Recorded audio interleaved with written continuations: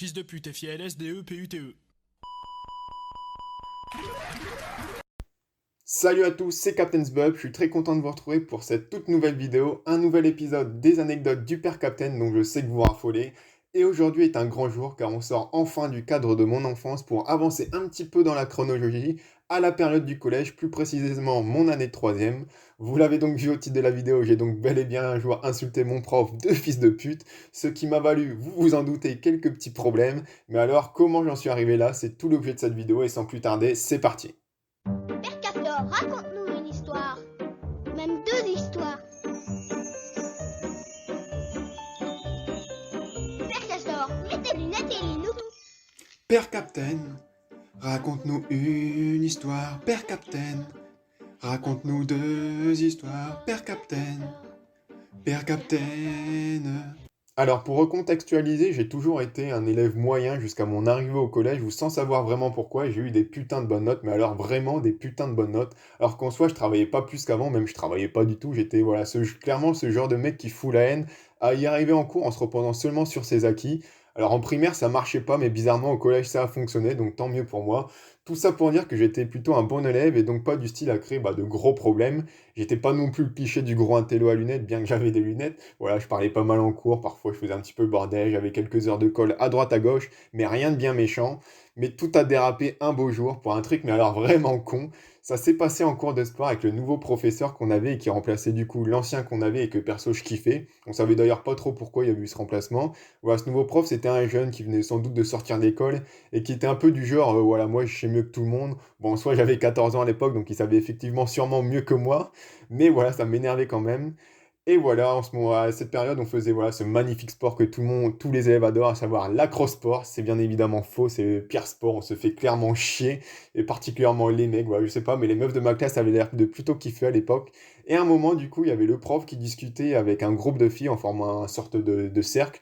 Et là, du haut de mes 14 ans et de mon immaturité incroyable, j'ai rien trouvé de plus intelligent à faire que de sauter au milieu de ce cercle pour lâcher une immense caisse, voilà, qui n'a évidemment fait rire que moi et mes potes au loin. Alors oui, le niveau de maturité à cette époque, ça volait pas très haut, mais le collège, c'était vraiment la période où il n'y avait pas plus drôle qu'un prout pour moi et mes potes, donc voilà, c'est mon excuse.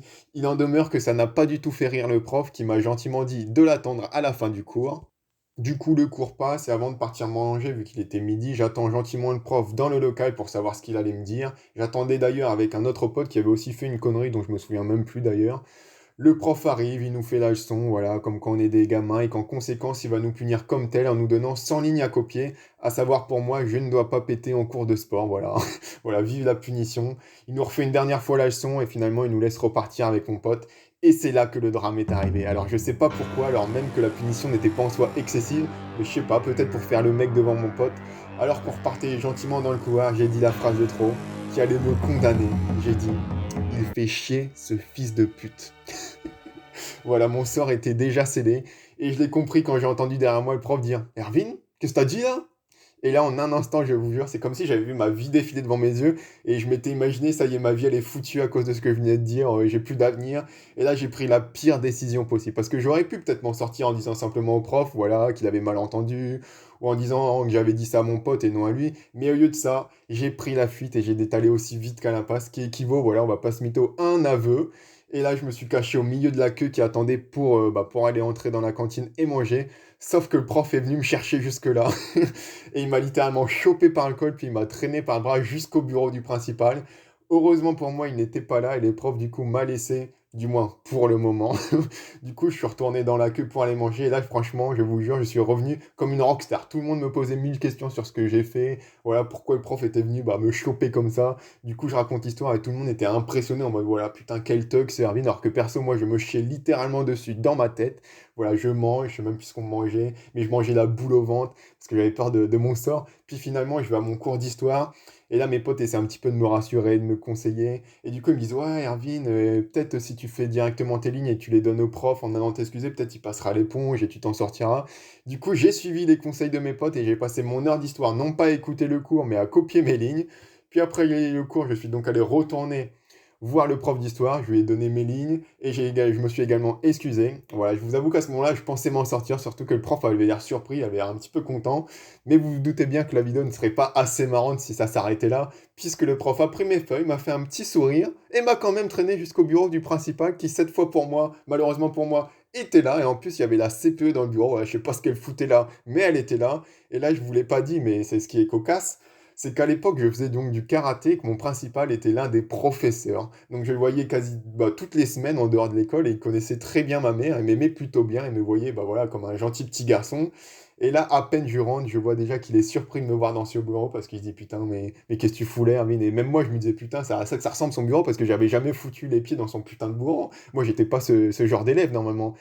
Et du coup, le prof explique la situation, et le pire, c'est que cet enculé, parce qu'il n'y a pas d'autre terme, hein, il rajoute qu'en plus de l'avoir traité de fils de pute, je l'ai insulté de connard, alors que c'est pas vrai du tout.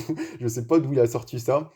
Et à ça, la seule réponse que j'arrive à aligner, c'est non, mais c'est pas vrai, j'ai rien dit moi. Voilà, best défense ever, hein. Si un jour vous êtes dans la merde et qu'il y a quelqu'un qui porte plainte contre vous, vous savez à quel avocat faire appel pour vous en sortir. Voilà, maître captain.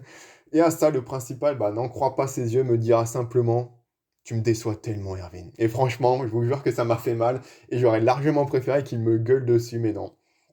Par la suite, je suis donc rentré chez moi. Et là, je vous avoue, j'appréhendais parce que je me dis, est-ce que l'école a déjà appelé mes parents pour leur dire ou pas? Finalement, je décide quand même de rentrer chez moi parce que je n'avais pas passer la nuit dehors. Et là, mon père m'accueille normalement, voilà, gentiment. Il me prépare mon petit goûter. Et là, je comprends qu'il n'est pas encore au courant. Et là, j'aurais dû lui dire directement, puisque comme ça, j'aurais pu lui donner ma version des faits, un petit peu atténuée. Mais le problème, c'est que je me doutais qu'il allait être vénère et quand même me punir, parce que lui, voilà, les professeurs, faut le respect, tout ça. Et le truc, c'est qu'il y avait un match de l'équipe de France ce soir-là que je voulais pas manquer. Du coup, j'ai pris la décision de fermer ma gueule, tout simplement.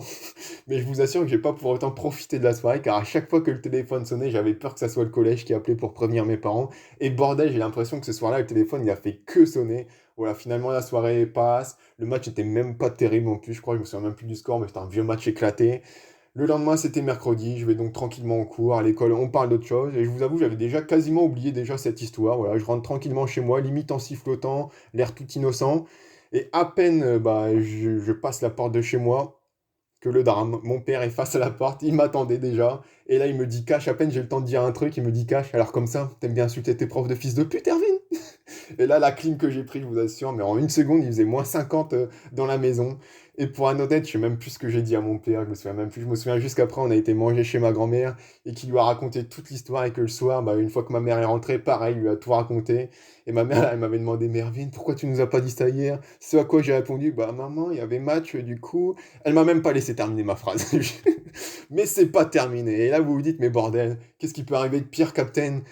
Bah oui, je vais vous le dire ce qui peut arriver de pire. On était donc mercredi, et le mercredi soir, j'allais chaque semaine au karaté.